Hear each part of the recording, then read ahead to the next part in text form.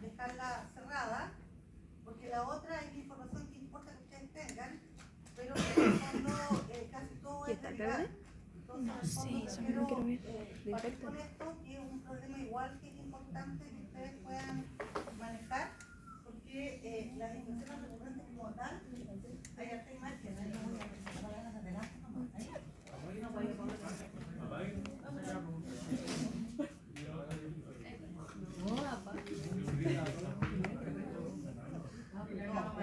Oye, que hace calor aquí. Oye, estoy ¿Cuánto somos nosotros?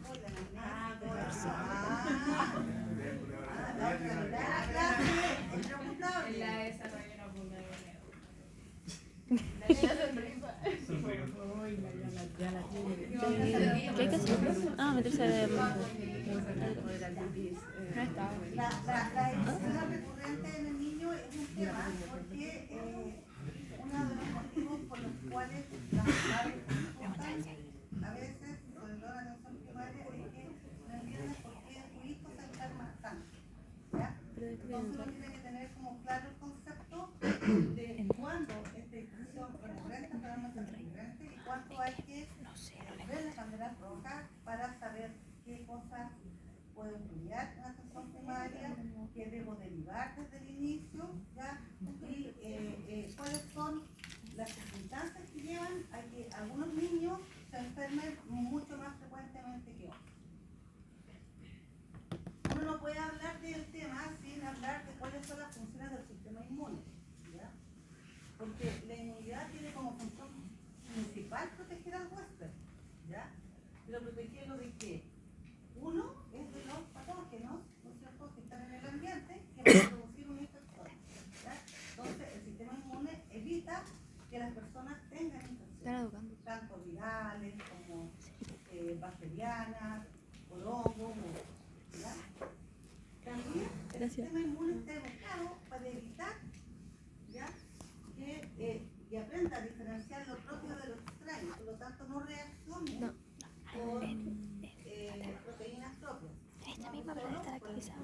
No, es aquí. Y lo otro que también hace, y lo hace bastante bien en general, es patrullar, en cierto modo, ¿ya?, y vigilar al organismo de las posibles transformaciones de las células. Por lo tanto, lo que también evita es que aparezca malignidad, cáncer, ¿ya?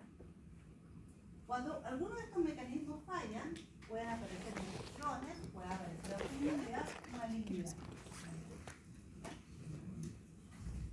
Tenemos en el sistema inmune, ¿ya?, que toda respuesta inmune se inicia con la activación del sistema inmune innato o respuesta natural, ¿ya?, que va a ser el sistema que primero reconoce lo extraño y que lo va a presentar como antígenos al sistema inmunológico específico, ¿ya?, que se va a encargar de aumentar la capacidad de este sistema inmune generando un reconocimiento antigénico y aumentando el proceso de defensa, ya sea produciendo células T específicas que van a destruir las células, por ejemplo, infectadas por virus, o produciendo anticuerpos que van a ser neutralizantes y que van a controlar las infecciones bacterianas, ¿ya?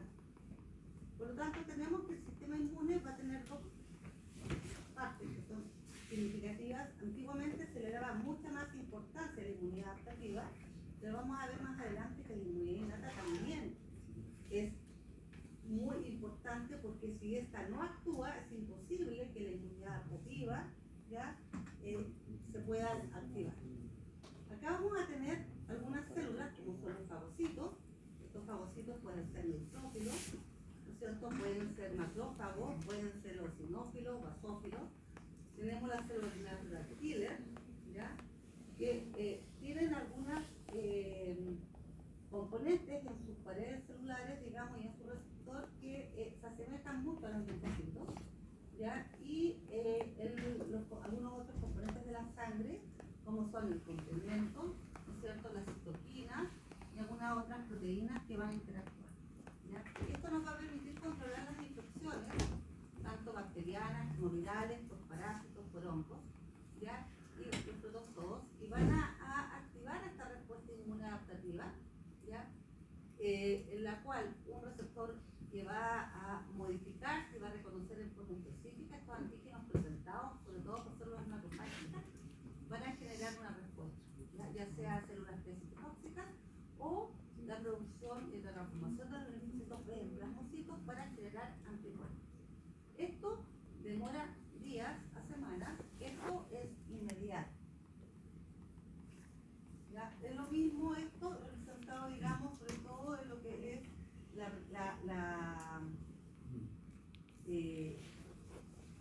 relación que tienen los linfocitos T activados, ¿no es cierto?, con los linfocitos B y la producción de anticuerpos y células T efectoras que van a ser habitualmente citotóxicas. Y también un tratamiento con linfocitos T que van a ser células reguladoras. ¿Ya? Estos T efectores pueden ser TH1 o TH2, los helpers, digamos, que van a activar los T efectores, y eso dependiendo del perfil de citoquinas que se den, van a ser las células efectoras que vamos a ver. ¿Ya? Entonces, en horas, esta actividad de la inmunidad innata va a estar ya en función, ya, con todos sus componentes.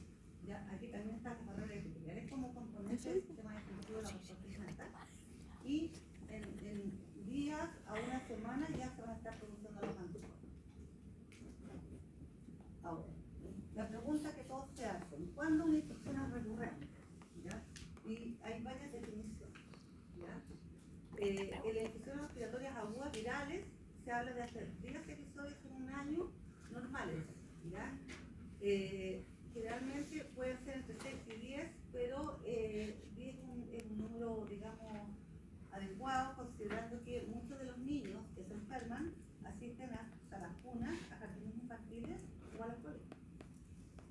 Los episodios que van a ser, o sea, si tienes más de 10, uno va a pensar en que son recurrentes. También cuando los episodios son de mayor severidad o duración, cuando hay infecciones repetidas sin intervalo libre entre infecciones, cuando hay una mejoría incompleta entre los episodios, cuando hay tendencia a la diseminación, cuando la evolución es crónica a pesar de tratamientos adecuados, cuando hay dependencia de antibióticos, o sea, todas las enfermedades que el niño va teniendo requieren antibióticos para que mejore, cuando las complicaciones son severas e inesperadas. Acá fundamentalmente entran, digamos, en discusión aquellos pacientes que, siendo absolutamente sanos, ingresan a una UCI por una infección grave y una sepsis. Infecciones causadas por agentes no habituales o oportunistas, que esto es lo que uno siempre consideraba antiguamente como que era algo anormal. ¿Ya? Cuando uno se enfrenta a un niño que tiene infecciones recurrentes, ¿ya?, uno va a descartar que este niño tenga un trastorno del sistema inmune como tal. Uno va a hacer un análisis y va a agrupar a estos niños desde el punto de vista, digamos, académico, es algo que resulta súper inválido, y además es mucho más fácil así llegar al grupo que en el fondo va a ser el que va a tener realmente una inmunodeficiencia primaria. Vamos a ver que algunos conceptos desde el punto de vista también han cambiado, ¿ya? Y vamos a tener que un porcentaje de estos niños van a ser normales o sanos. Va a haber un porcentaje que va a ser atópico y por eso se va a considerar en cierto modo que se enferma más. Van a estar estos pacientes que tienen enfermedades crónicas, ya sean las parálisis cerebrales, los niños Down, los niños que tienen otras cromosomopatía o genopatía, los niños que tienen enfermedades neurológicas, ¿ya? Y que van a, digamos, a tener esta condición que va a favorecer la infección. Y un porcentaje que va a ser el menor va a tener una inmunodeficiencia primaria. De los niños normales o sanos se considera que de este grupo de niños que tienen infecciones recurrentes, un 50% de los niños que consultan por infecciones recurrentes no va a tener ninguna causa orgánica definida y van a ser niños en el fondo sanos. ¿Ya? Acá se habla de 4 a 8, por eso le decía que el número de 10 era como, y hoy en día también hay algunas cosas que han cambiado en el sentido de que se la debe considerar el ambiente, se debe considerar si el niño va hasta la cuna, si tiene hermanos mayores, si tiene padres fumadores, porque son condiciones que van a aumentar las infecciones respiratorias en el periodo fundamentalmente de invierno. ¿Ya? Y en general un niño que tiene hermanos mayores puede tener hasta 12 episodios de infecciones respiratorias los niños que van a jardín o que tienen, digamos, hábitos de tabaquismo pasivo pueden tener hasta 4 pipis medias en el año y 4 infecciones gastrointestinales por año. Y en la mayoría de las infecciones van a ser virales y autolimitadas, que es otra condición que también es importante. ¿Ya? ¿Esas no se cuentan como parte de la infección respiratoria y la otitis media? No, porque estamos hablando de que son bacterianas, se tratan con antibióticos.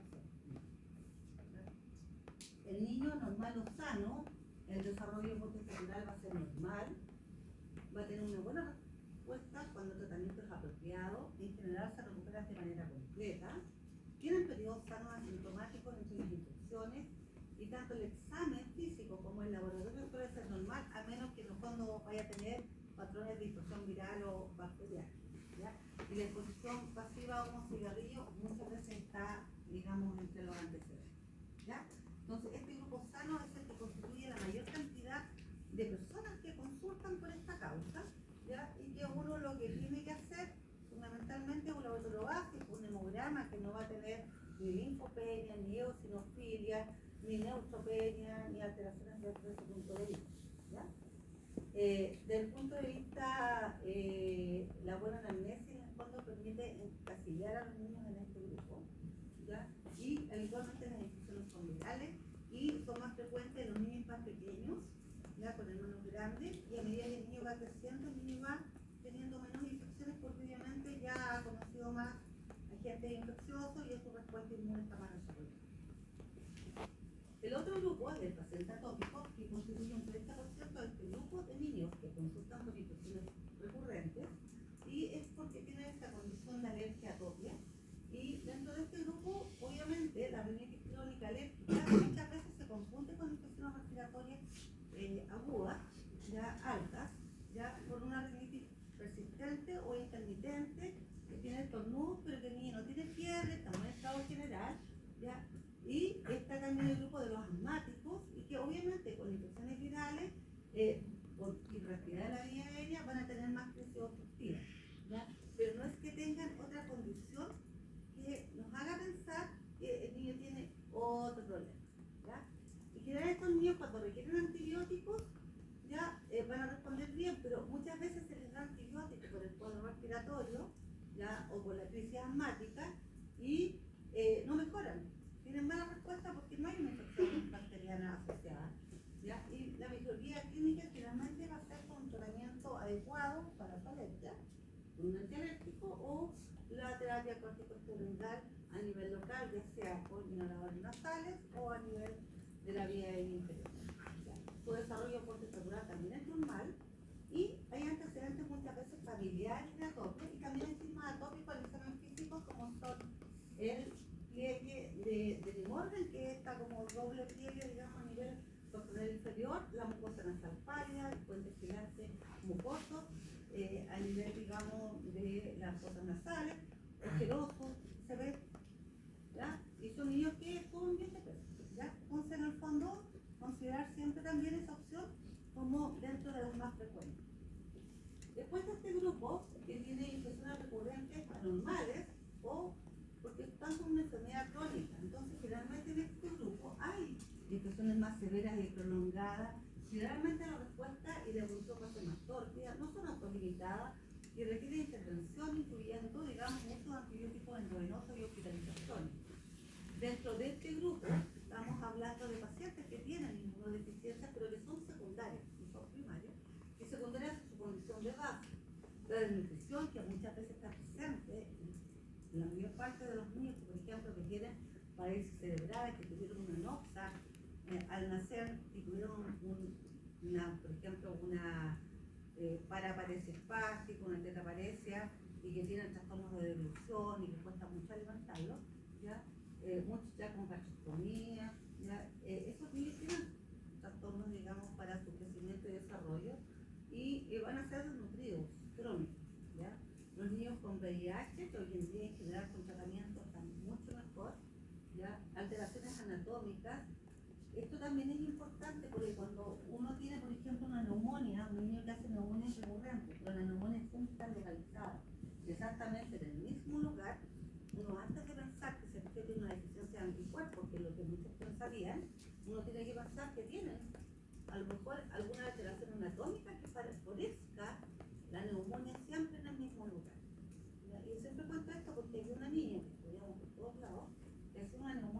al lado izquierdo, y lo hacía siempre en el mismo lugar.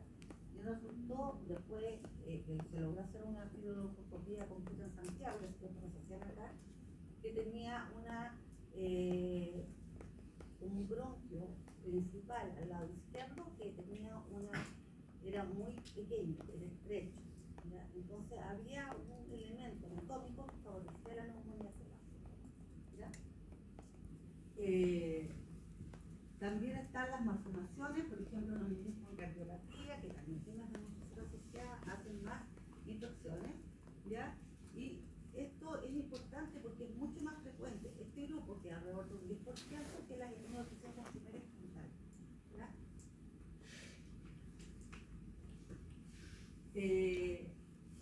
Dentro de este grupo, digamos, de niños que tienen enfermedades crónicas, también tenemos que considerar la fibrosis quística, corresponde alrededor de un 10%, ¿ya? Y hay también pacientes con reflujo gastroesofágico patológico, ¿ya? Y que en el fondo con microaspiración hacen, por ejemplo, neumonias, cardiopatías congénitas, genopatía, y eso aumenta la susceptibilidad de infecciones, sin considerar que algunas de estas genopatías sí pueden ser, digamos, alguna enfermedad inmunológica. Generalmente estos pacientes tienen infecciones sinopulmonares que son recurrentes, y cuando están acompañados de diarrea o mala absorción hay que pensar siempre en fibrosis quística. Y la desnutrición crónica va a ocasionar descensos en la respuesta inmune. Por lo tanto, hay una inmunodeficiencia, pero que es secundaria a esta condición previa, ¿ya? Y también considerar que los grandes quemados presentan inmunodeficiencia secundaria por pérdida de proteínas a través de esta barrera que está alterada, que además forma parte de la respuesta inmune innata, y que en el fondo son niños que van a tener hipocamalodina muchas veces, mientras en el fondo no se logre controlar su lesión, digamos, extensa por quemadura. Y van a tener más sobreinfecciones y van a tener más riesgo de morir por infección. Ahora, cuando llegamos al último grupo, que es el de las inmunodeficiencias primarias, ¿ya? Hoy en día las inmunodeficiencias primarias se reconocen como errores innatos de la inmunidad. Ese es el término con el cual hoy en día se están acuñando, ¿ya? Hace ya mucho tiempo, ¿ya?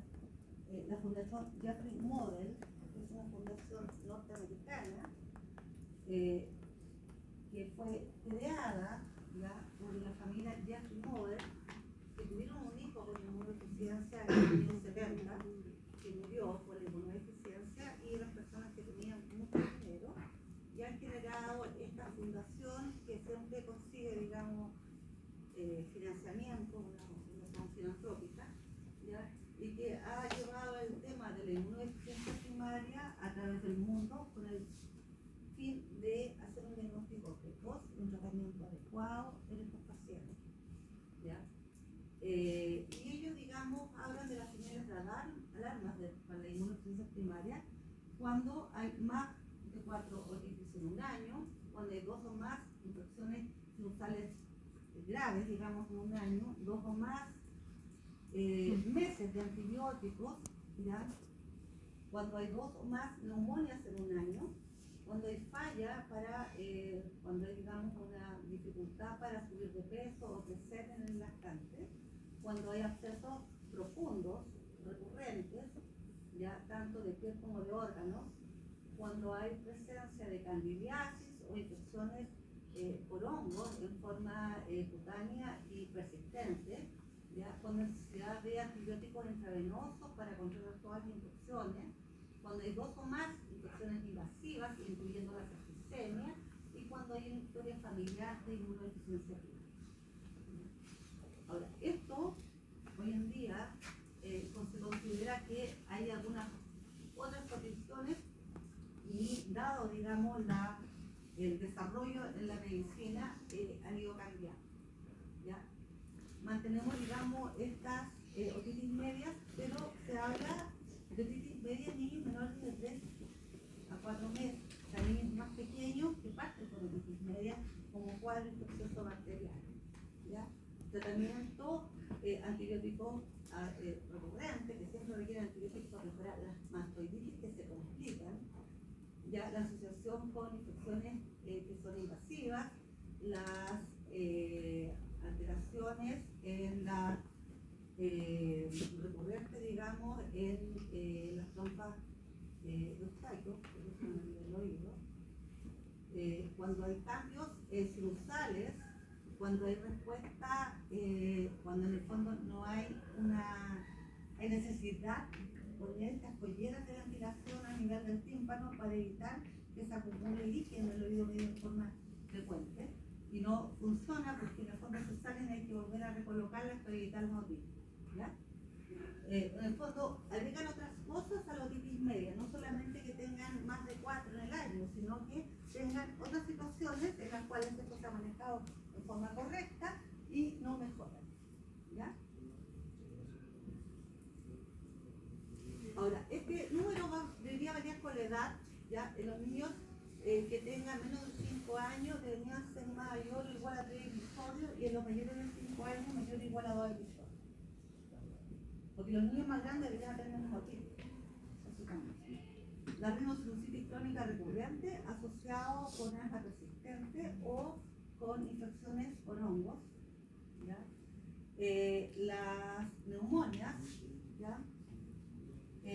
Cuando uno evalúa un paciente con neumonía que tiene historia personal de neumonía o infección respiratoria recurrente, incluyendo otitis media, uno debería considerar, aunque sea una sola neumonía, estudiar a ese paciente, ¿ya? Cuando hay historia personal de problemas inmunológicos como autoinmunidad, diarrea crónica, fiebres periódicas, rash cutáneo persistente, también deberían estudiarse. Las neumonias en el contexto de que requieran hospitalización en unidades de cuidados intensivos, los neumonias persistentes a pesar de un adecuado tratamiento antibiótico, las neumonias que requieren antibióticos endovenosos, las neumonias bilaterales, las que sean intercesantes, intersticiales, y las que tienen, aquellas que tienen más de 2 neumonias al año, habría que evaluar a todos los pacientes, ¿ya? Y o también en el fondo evaluar si esas neumonias están en diferentes lugares, porque eso en el fondo condiciona más, que lo más probable es que el problema sea inmunológico, ¿ya? Más el antecedente personal también de inmunodeficiencia primaria, que es algo que ayuda, o cuando uno lo que encuentra no es la neumonía, sino que las complicaciones de la neumonía recurrente, que son la bronquiectasis. Otros criterios también que se deberían usar hoy en día son esto está sacado de Journal Immunology, es un artículo súper bueno que habla de qué hacer cuando uno sospecha que una infección recurrente puede hacer un inmunodeficiencia. Doctora, dijo bronquiectasis o qué más? Neumatoceles. Los neumatoceles están asociados a infecciones por estafilococos aureus y están asociados a ciertos tipos de inmunodeficiencia. También infecciones que sean por agentes infecciosos oportunistas, obviamente, en los cuales se ha descartado que el paciente tenga infección VIH, porque siempre que tenemos infecciones oportunistas, primero tenemos que pensar en el VIH. Eso se lo dije en la clase. Por lo tanto, si no tenemos VIH y tenemos infecciones por micobacterias atípicas, por tuberculosis que sea resistente, histoplasmosis, neurocisticercosis, aspergilosis, pneumoniasis, ¿ya? Vamos a pensar que el paciente pueda tener una inmunodeficiencia primaria siempre y cuando estemos en un país donde ciertas enfermedades no sean endémicas. Porque si nosotros nos vamos a Haití y tenemos tuberculosis, lo más probable es que el paciente no tenga inmunodeficiencia, sino que sea con virus. O sea, que no tenga una inmunodeficiencia. La diarrea crónica y la colitis también deben ser evaluadas cuando el paciente ha tenido rotavirus, enterovirus en forma frecuente, o Campylobacter, Picoridium, Salmonella persistente, el Clostridium difficile y la giardiasis recurrente. O sea, en el fondo, cuando estas infecciones empiezan a ser repetidas. Desde el punto de vista de las lesiones cutáneas, infecciones por estafilococos recurrentes a nivel cutáneo y o infecciones por hongos o candidiasis en forma recurrente tanto a nivel oral como cutáneo. A nivel de accesos de órganos y también tanto de piel también, la presencia de estafilococos aureus en estos abscesos en forma recurrente, infecciones del sistema nervioso central, las meningitis por meningococos recurrentes, porque están hay una experiencia bien puntual, la encefalitis estética y las infecciones con hongos. ¿Ya? Y también las complicaciones debidas a vacunación, como es la BCG diseminada, BCG-itis, ya que es producida por la vacuna en personas que tienen inmunodeficiencia, las infecciones, las poliomielitis que están asociadas, digamos, a la vacuna a poliovirus, que era la que se usaba antiguamente, que eran gotitas, que era el polio que era atenuado, que hoy en día en China no se está usando, pero en otros países uno sí todavía están usando, así que también uno puede encontrar esa condición. La diarrea debido a vacuna de rotavirus, ¿ya? Porque esa es una respuesta normal. ¿Ya? Y también uno debería incluir acá, que no está anotado, son las respuestas anormales a la vacuna del sarampión, que también pueden producir en algunos pacientes una enfermedad, digamos, grave. Y a COVID-19 hoy en día. ¿Qué son estas inmunodeficiencias primarias o errores innatos de la inmunidad? ¿Ya? Estos son errores congénitos de la inmunidad. Hoy en día hablan de estos errores innatos que están causados por mutaciones en células de la línea germinal, ¿ya? No son células somáticas, aunque también hay un grupo que afecta somáticas, pero las que son primarias como tal son de la línea germinal y afectan un único gen. ¿Ya? Ahora, ese único gen puede tener muchas funciones y por eso la presentación de estas inmunodeficiencias es muy variada. ¿Ya? Esta se presenta clínicamente por una mayor susceptibilidad tanto a infecciones como a la presencia de autoinmunidad, a enfermedades autoinflamatorias, a alergia, a insuficiencia de la médula ósea y o neoplasias malignas. Entonces, como ustedes ven, una pequeña inusual mutación en un gen puede generar la presencia de muchas alteraciones que de repente, si no las vemos a tiempo, pueden generar que ese paciente muera sin diagnóstico, que era lo que ocurría en tiempos. Yo en la última clase hablaba como de 405, hoy en día hay 480 genes, más o menos asociados a inmunodeficiencias primarias, con su manifestación puntual y cuál es la función que afecta. Ustedes se preguntan si son frecuentes. Eso va a depender de cuál sea el componente del sistema inmune afectado. ¿Ya? Si bien son raras, en forma aislada, en conjunto, todo este grupo de inmunodeficiencias que van a ver que son, y son muchas, que hablamos de estos defectos genéticos encontrados, hay alrededor de 1 por cada 10.000 habitantes. ¿Ya? Y el avance ha permitido, digamos, que no sea como molecular, ¿ya? Y que los diagnósticos sean más oportunos y que el tratamiento también que se pueda ofrecer sea el más adecuado. Y en general hoy en día, por eso se denomina el error innato de la inmunidad, porque las manifestaciones de las diferentes enfermedades no solo son infecciones, sino que estos genes que tienen muchas funciones pueden manifestarse de estas otras formas y en general las situaciones son muchas veces mutaciones de nuevo, no siempre hay una herencia directa o a veces encontramos a la mamá comportadora y el niño hombre, digamos, es el afectado, ¿ya? Pero sí que haya estado descrito previamente, es que todos los días, hoy en día se está modificando y va a ser bastante grande de los pacientes a los cuales se le han hecho estudios genéticos. ¿Qué deben saber ustedes de la práctica clínica? Deben saber que son muchos. Hoy en día está el último concepto actualizado es del año 2022, ¿ya? Y que esto lo hace la Unión de Expertos de la Unión Internacional de Sociedades de Inmunología, ¿ya? Y antiguamente era mucho más fácil la división, ¿ya? Hoy en día es un poco más compleja. Se van a tratar, digamos, de ordenar ustedes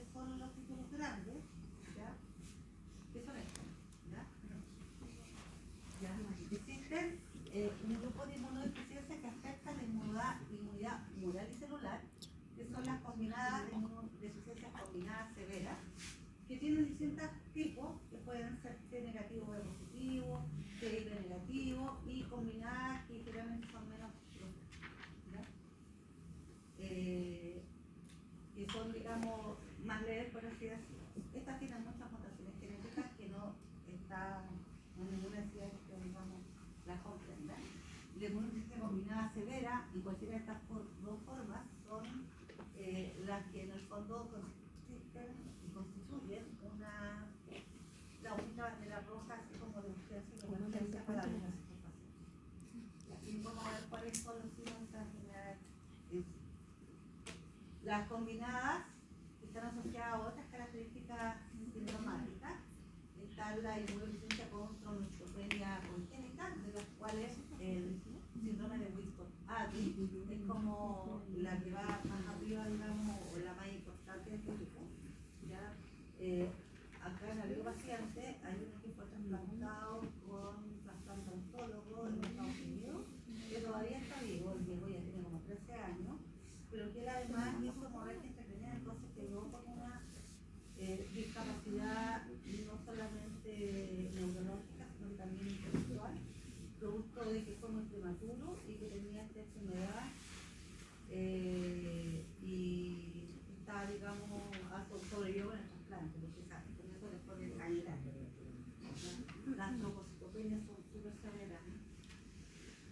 Respecto a la preparación del DNA, que también tenemos un grupo de pacientes en la región de los cuales han fallecido varios, lamentablemente, pero que es una enfermedad súper rara que se llama Meyer, que está descrito en población croata en Europa y que acá nosotros hemos tenido al menos, así documentado y confirmado, 7 casos, ¿ya? De los cuales en este momento en la región hay 2 vivos, uno que está en una recaída de leucemia, que estos niños tienen más riesgo de hacer cáncer, porque son radiosensibles. Y la otra chiquitita, que tiene como 19 años y en este porte, y que está bien. La carita. Efectos clínicos con anormalidades adicionales congénitas. Aquí está el síndrome de George, que es uno que también tiene alta frecuencia y que se asocia, digamos, la cardiopatía, que son cardiopatías complejas, con hipocalcemia y con dificultad, digamos, para crecer y infección, porque no tienen un timo prácticamente ausente. Displasia inmunoósea, síndrome de IgE, estos tienen más frecuencia de infecciones por estafilococo, por neumonía y por la formación de neumoníferes. Defectos también el metabolismo de la folate y la vitamina B12, las displasias ectodérmicas por inmunodeficiencia y defectos generales del cáncer y otros defectos que están en este grupo. Los deficiencias de anticuerpos predominantes, existe un grupo que tiene prácticamente ausente las inmunoglobulinas en todos estos tipos, o sea, no hay IgG, no hay IgM, no hay IgA, no hay IgR, no hay ningún tipo de anticuerpos, y son los pacientes que no tienen linfocitos B, porque los linfocitos B que están presentes son muy inmaduros, y son las gamaglobulinemias, en los que está un grupo que está ligado a ellos.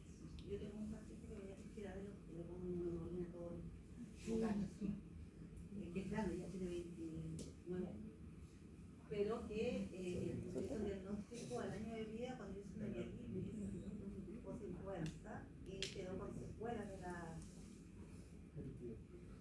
Y él usa inmunoglobulina, hizo altas neumonías hace tiempo, pero hoy en día con el tratamiento adecuado ya no usa. Reducción severa de al menos 2 serotipos de inmunoglobulinas con un número de células B normales, y lo que está alterado habitualmente son estos tipos, esos son los inmunodeficiencia común variable, que es una de las más frecuentes deficiencias anticuerpos. El hiper-IgM, en que tienen IgG y IgA normales o bajas con una IgM aumentada y con número de células B normales. El otro grupo son los que tienen un isotipo único, digamos, o deficiencia funcional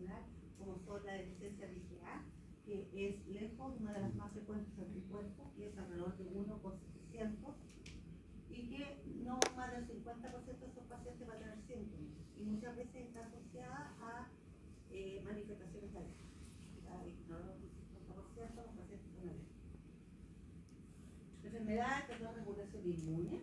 Acá están las linfocitocitis hemofagocíticas familiares, o las FHR en inglés o HLH en chileno.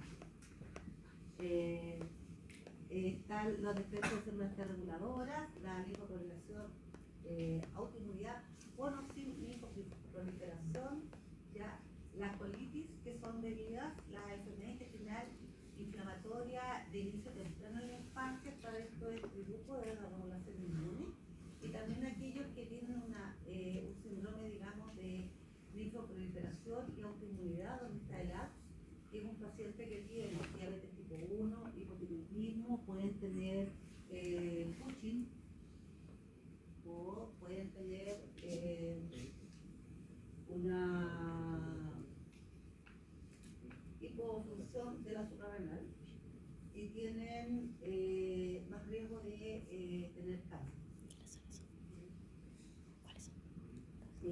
Y también está el grupo que tiene susceptibilidad a virus de Epstein-Barr, que cuando hacen la virus de Epstein-Barr se genera una condición de linfoproliferación que puede ser la que tenemos. Defectos congénitos en el número y en la función. Aquí está la neutropenia congénita, ¿ya? Y los defectos del estallido respiratorio, que es donde está la enfermedad de la neumocosa crónica, que también hay varios casos, que son pacientes que no logran destruir la bacteria dentro del neutrófilo, porque tienen una deficiencia en la enzima lactase oxidasa. Todos los defectos en inmunidad innata intrínseca pueden predisponer a distintos tipos de infecciones, ya sea micobacterias, virus, candidiasis, ¿ya? Y también a los virus, digamos, de las verrugas, los papilomas, que van a tener alguna, digamos, va a tener una forma de presentación que va a ser mucho más agresiva. Después vienen estas alteraciones autoinflamatorias, que en el fondo hay un proceso en el cual no hay ningún gatillante para que el paciente se inflame. Por ejemplo, no hay infección, no hay traumatismo, ¿ya? Y el paciente hace una inflamación no controlada que puede ser súper grave. Y estas se atribuyen a este grupo, las que son interferopatías tipo 1, las que afectan el linfosoma y las que no están asociadas, digamos, a alteración del linfosoma. Y la importancia de este grupo es que cada día empieza a haber más diagnósticos y cada grupo de estos tiene su tratamiento con anticuerpos monoclonales que van a ser distintos. Deficiencias de medicamentos que están asociadas a, por ejemplo, la esclerosis hereditaria, que es una enfermedad que se llama Leptospira, que se lo había mencionado por encima de la caja de leche, y que mejor lo este complemento, y las deficiencias de C4 y C3 en forma congénita, que van a favorecer la aparición de autoinmunidad. Y lo que es complejo de 6 a C9, el complejo ataque-membrana, que son los pacientes que van a tener infecciones por Neisseria multiplicida en forma regular. Después están los fallas de la médula ósea, que es un conjunto bastante que en el fondo solo afecta, por ejemplo, la anemia campónica en otro grupo. Y el otro grupo de las fenocopias o errores innatos de la inmunidad, que no son congénitos propiamente, sino que van apareciendo algunos que están asociados a mutaciones somáticas y a autoanticuerpos en la edad, ya en otras edades, ya más adultas. Son los biotipos que hay hoy en día de inmunodeficiencia. Y dentro de esto, lo que nos va a importar en el fondo es hacer una buena anamnesis y un examen físico en el que tenemos que buscar cómo está el desarrollo del niño, si hay dismorfia, si hay alteración, digamos, en sus signos vitales, si hay en el fondo signos de cronicidad, en algún problema, por ejemplo, pulmonar, si hay hiperplasia linfoide, si hay adenopatía, si hay amígdala, porque los niños que tienen agammaglobulinemia no tienen amígdalas porque no tienen linfocitos B. ¿Ya? El defecto de la línea media ¿ya? Palabra vendido que está asociado al George, o que en el fondo es lo que se conoce como deleción del 22.11.2, que son síndrome de George, síndrome de localización, síndrome de Charles, que están todos, digamos, la mutación está en el mismo momento del cromosoma. Buscar cicatrices de membranas linfáticas pensando en otitis recurrente, ¿ya? Buscar si hay petequias, si hay telangiectasia de las conjuntivas, si hay rash exudatorio, si hay dermatitis seborreica, si hay dermatitis, digamos, que tenga algún signo de sea generalizada, pensando en icosilosis, alopecia, pensando en enfermedades ingestivo-versus ya que tienen los pacientes con inmunodeficiencia combinada severa. ¿Ya? En general, ver si hay información de acceso, si hay cicatrices de acceso que hayan sido drenados, ¿ya? Y identificar cómo está el hígado y el vaso y si hay signos de sinusitis. Cuando uno tiene un niño con historia, digamos, infusión recurrente, uno primero tiene que encasillar si son sanos, si tienen una alergia, si tienen alguna otra enfermedad, y después pensar en inmunodeficiencia primaria. Y aquí se evalúan los factores de riesgo. Se sospecha, digamos, del paciente porque se han descartado otras situaciones. Uno, aparte del examen físico, y ver si hay secuelas por las infecciones, o si hay algún síndrome más complejo, uno va a descartar siempre. Primero, obviamente, lo que es más frecuente el VIH, de pacientes asmáticos, si hay fibrosis quística, si hay enfermedad cardíaca, buscándolo, ¿ya? Si esto no está, uno puede hacer el screening para inmunodeficiencia, ¿ya? Y viendo fundamentalmente hemograma para ver cómo está la línea blanca, cómo están las plaquetas,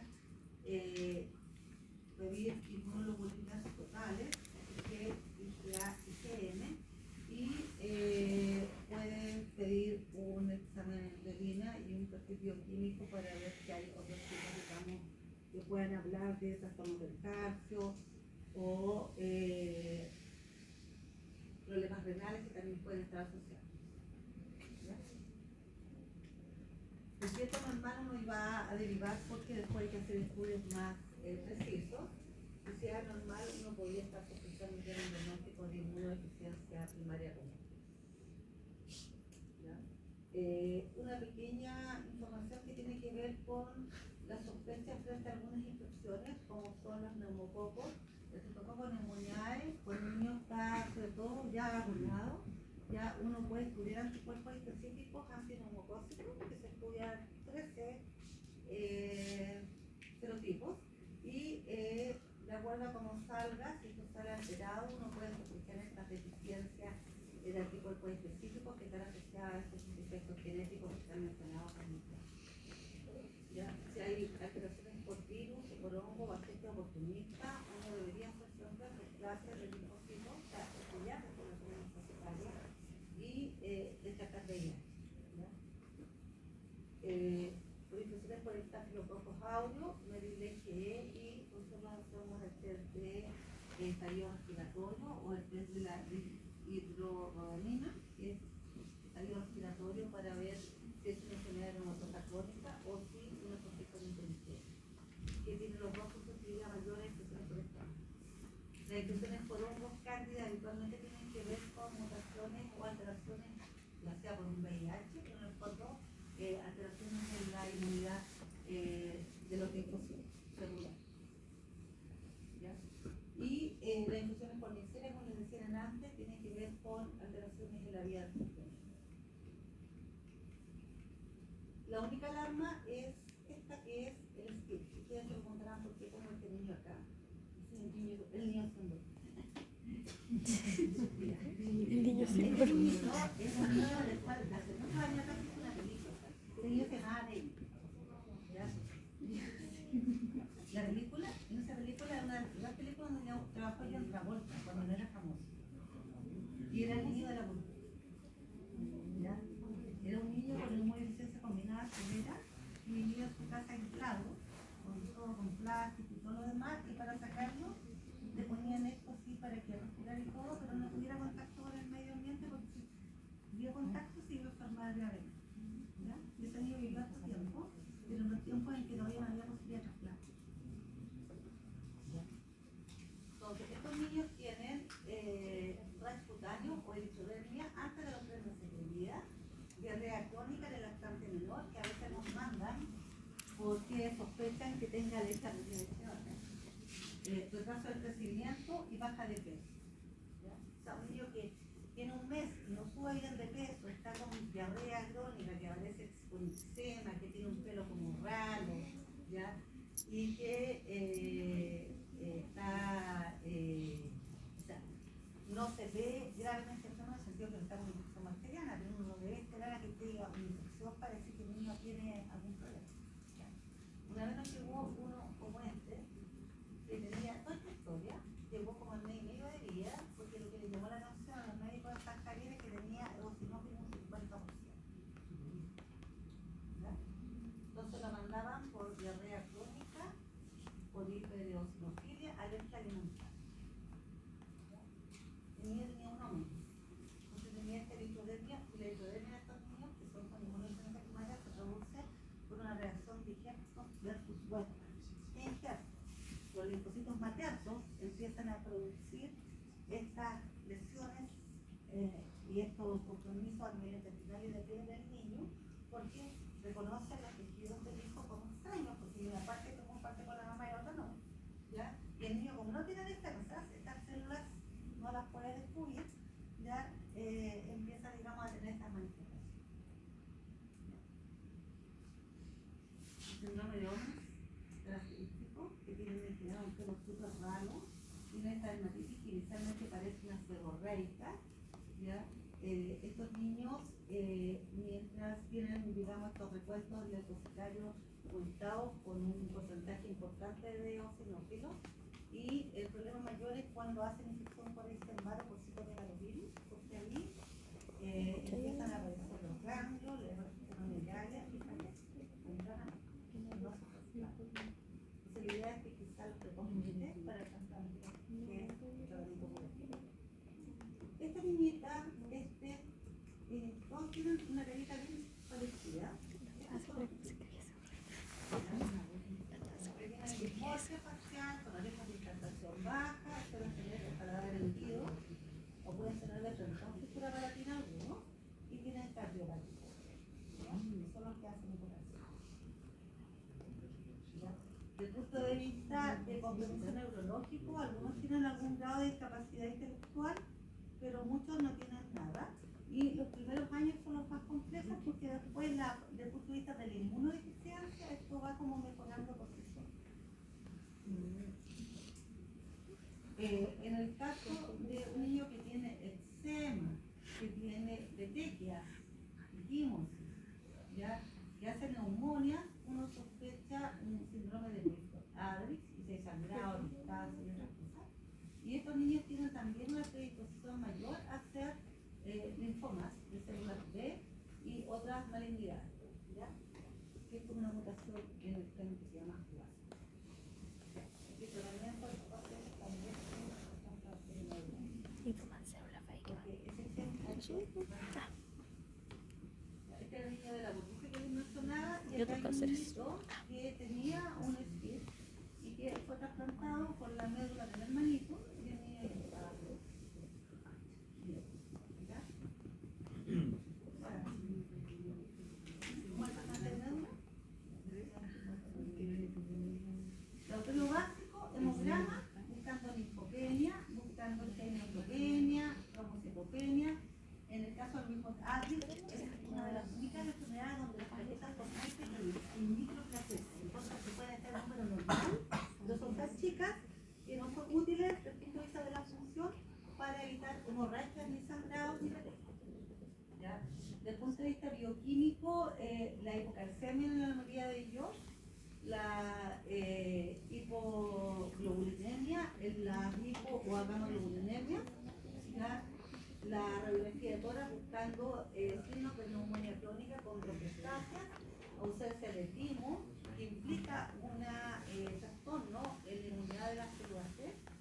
¿Ya? En el caso de la radiografía de faringe, un faringio, en los niños con agamaglobulinemia no vamos a ver una faringe de novillo. Y estos niños hacen infecciones bacterianas frecuentes porque no tienen formación en el cuerpo. Radiografía de senos paranasales, vamos a ver si hay signos de sinusitis crónica. Y en el caso de las inmunoglobulinas, estas siempre las vamos a medir y están los valores bien establecidos por los grupos de talla. Estudios más profundos no tienen ninguna necesidad. Ahora, ¿qué pasa con nuestras inmunodeficiencias primarias si en el fondo los pacientes que son los que típicamente deberíamos poder sospechar tempranamente para hacer un tratamiento que es curativo, que es el trasplante de médula ósea, no los detectamos a tiempo? ¿Qué se puede hacer? Hace mucho tiempo atrás, las enfermedades metabólicas se deslizaban cuando el niño ya tenía trastornos neurológicos. Y a fines de los 80 se instaló el PKU universal para todos los niños que nacían en Chile. Y el TSH al nacer para ver si el niño tenía un hipotiroidismo congénito. Porque esas dos enfermedades muchas veces diagnosticaban cuando el niño ya tenía daños que iban a ser irreversibles. La fibrosis quística hoy en día, cada vez que uno sospecha, de acuerdo a todos los lineamientos, es una enfermedad que es, ¿ya? También se hace, ¿no es cierto? Se hace el test del sudor para descartar fibrosis quística, siendo mucho menos frecuente que otras enfermedades, ¿ya? Entonces, para la inmunodeficiencia primaria, hace un rato ya, y todavía no se ha logrado echar a andar, está el recuento de TREX. Uno podría hacer un recuento de leucocitos y ver qué porcentaje de linfocitos hay en el niño al nacer, incluso en sangre de Ecuador, ¿ya? Y en los niños con linfopenia uno debería hacer este recuento de TREX, que le llaman, que uno lo que ve son los partes del receptor de linfocitos T y B, ya que se exhiben, ya con esta técnica, y nos permitiría determinar si hay ausencia de estos linfocitos y permitir un diagnóstico de inmunodeficiencia primaria. La técnica llegó, pero lo que nunca se ha podido echar a andar es porque el Estado no ha acelerado los recursos para poder financiar la prueba, para hacerlo como screening, a nivel, digamos, público en todo el mundo, ¿ya? Y esa es la razón por la cual no se hace. ¿Ya? Así que todavía estamos aquí. Y llegó porque el equipo para hacer el examen está instalado en el hospital de Temuco, que es de la Jeffrey Morgan. Porque ellos financiaron el equipamiento. ¿Qué importa el tratamiento? El tratamiento, digamos, va a depender de qué es lo que esté afectado, ya, en los recién nacidos con antecedentes de inmunodeficiencia primaria, que tienen antecedentes, digamos, como tal, no deberíamos tener vacunas hasta que no se haga un inmunólogo, sobre todo la del BCG, que es una de las vacunas que en el fondo afecta más a estos niños que pueden tener algún trastorno más profundo. Las sospechas de inmunodeficiencia combinada severas deben ser derivadas de forma inmediata. Y lo que tenemos hoy en día, y lo único que se ha logrado es que todos los niños que requieran reemplazo de anticuerpos, porque no producen anticuerpos, ya sean las combinadas severas y las deficiencias de anticuerpos a nivel letal, sean incorporadas en la administración de inmunoglobulina que financia el Estado por la ley letal. Y eso sí se hace. Y la idea, digamos, del aporte de inmunoglobulina es mantener niveles sobre 500 miligramos por decilitro previo, digamos, a la siguiente infección. La inmunoglobulina que están entregando habitualmente es la endovenosa. Hay algunos pacientes que han logrado tener acceso a inmunoglobulina subcutánea, que permite mucha más movilidad a los pacientes y no tener que estar un par de horas imprimiéndose inmunoglobulina en los hospitales. Las deficiencias de IgA, que si bien son súper frecuentes, no tienen reemplazo y no se puede administrar IgG porque se puede producir una reacción negativa. Los pacientes con inmunodeficiencia combinada severa reciben profilaxis antituberculosa. Los pacientes que han recibido vacuna hay que descartar que no se hacen una BCG activa, ¿ya? Porque en ese caso habría que tratarlas como tuberculosis. Hay que hacer profilaxis para neumocitis y obesis. reemplazo de anticuerpos con una hemoglobina globinosa subcutánea, profilaxis secundaria antimicótica con fluconazol y traconazol, se hacen infecciones por hongos, después se mantiene la profilaxis, y tratamiento curativo de trasplante de médula ósea. Y si estos pacientes previo al trasplante requieren transfusiones de hemoderivados, estos deben ser productos que estén irradiados y depletados de linfocitos para evitar rechazo, digamos, injerto de supuesto. En este caso sería al revés, sería injerto, el linfocito T que pueden estar en los glóbulos rojos, por ejemplo, puede producir una reacción, digamos, en el organismo porque rechaza al organismo al cual lo están trasplantando, no al revés, que es el medicamento ocurre. Claro, porque no tenéis con qué rechazar. Y hay que asegurarse que los donantes tengan citomegalovirus negativo, porque una infección por citomegalovirus transmitida por estos productos puede ser mortal para ellos. Esa es la inmunodeficiencia. ¿Alguna duda, chicos? Trasplante de médula ósea. ¿Cómo dicen? ¿Cómo se hace? ¿Cómo creen ustedes que se hace?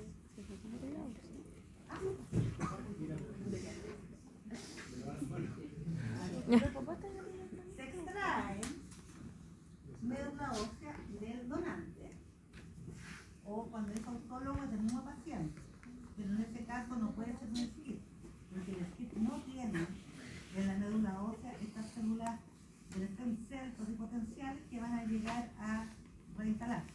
¿Ya? Entonces se usan otro tipo de trasplante.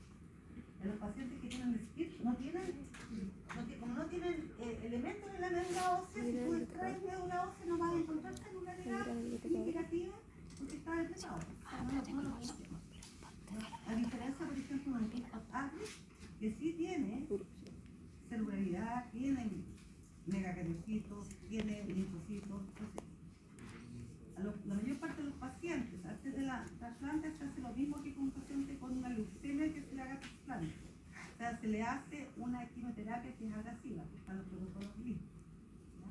Se le hace quimio y después se hace, digamos, un acondicionamiento previo, que es con quimioterapia, y después se administra el trasplante. Entonces, el trasplante se prepara sacando esta médula ósea, esto se filtra, ya se lava, se filtra y se separan las células con marcadores para dejar estas células que son totipotenciales, ¿ya?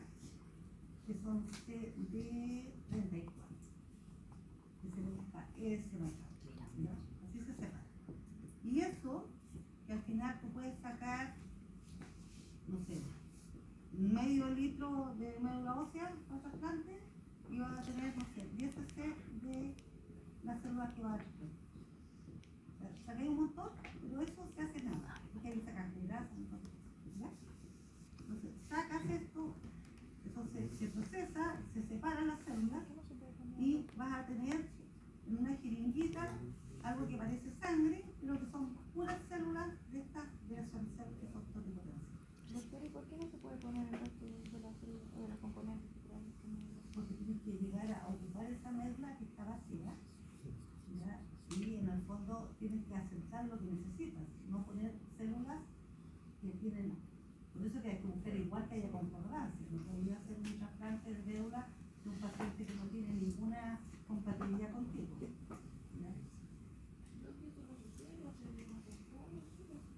Lo hacen equipos que se dedican a trasplante. En el cargo, en la bolera mía inmunóloga, pasa una capacitación y he hecho uno de los primeros trasplantes de médula ósea en un niño inmunodeficiente que se llama Natalia. Hoy tengo que presentar ese paper. De ahí mismo prepararon todo, llevaron unos gringos, Presentación. de todos, como horas. Finalmente, como las 3 de la mañana,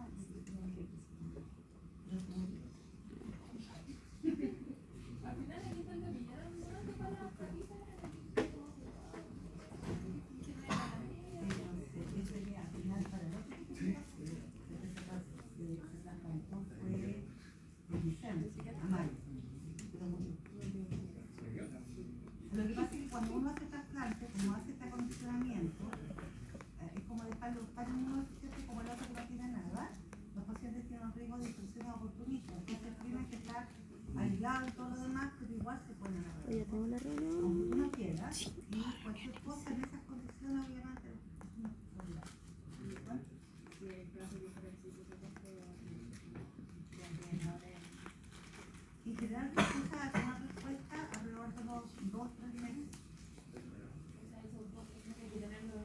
primero que se recupera es, lo primero que se recupera rápido son las plaquetas y los glóbulos rojos. Y lo más lejos son los linfomas. Este niño que te digo yo que se le dijo un trasplante odontólogo en Boston, Mira. que la persona conmigo, entonces lo seguía todo, es como a los 3 años con la planta, porque empezó a tener ya un funcionamiento del trasplante, se demoró mucho. Pero el niño que ya estaba grande, él tenía 9 años con ese trasplante. ¿Ya? Y se volvió a pesar de... Entrega idéntica mañana. Soy bióloga. ¿Y qué Pero tendrá? él se demoró El avance mucho, que lleva. y lo que se genera es una cosa que se llama Presentación de MIC. quimera. Taller de nutrición no tenía. Esta persona que se trasplanta Análisis tiene de células caso y de que bebé. son del donante, igual puede Eso es el tener paper de algunas bebé. células propias. ¿Cuánto Puede dinero? sobrevivir. Entonces pone una quimera Pero y los no casos que todas las tenía. células Sí, van pero a el grupo por veo. eso no se demora tanto para poder digamos, generar una respuesta celular.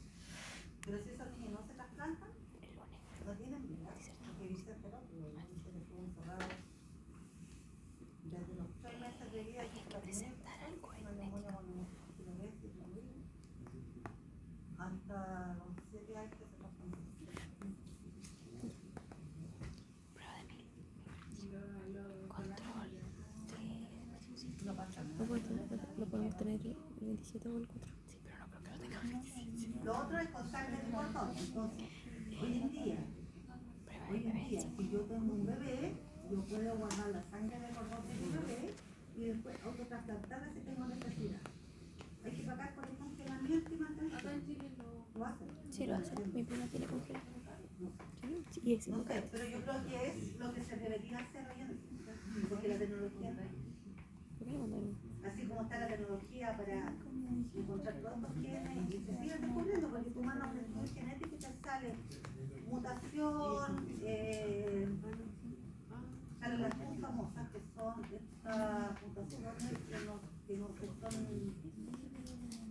de significado inicial. Y de repente te mandan como reporte que ahora sí es una burla, ahora sí es para la gente. Y así, porque eso queda cuando los viejos se comienzan a Pero si mañana mañana... se sigue estudiando, van a ver, claro, porque no hay pacientes, no hay casos. Entonces empiezan a avanzar después y por eso se han estado tanto. Bajo viene. De las últimas que hay en esa lista hay, no sé, 7 pacientes reportados, 8 pacientes reportados. Ya, pues, sí. ¿Cómo ven ahora? Si no tengo una semana, ¿no? Pero es que esas cosas no se pasan nomás. Hay 10 minutos.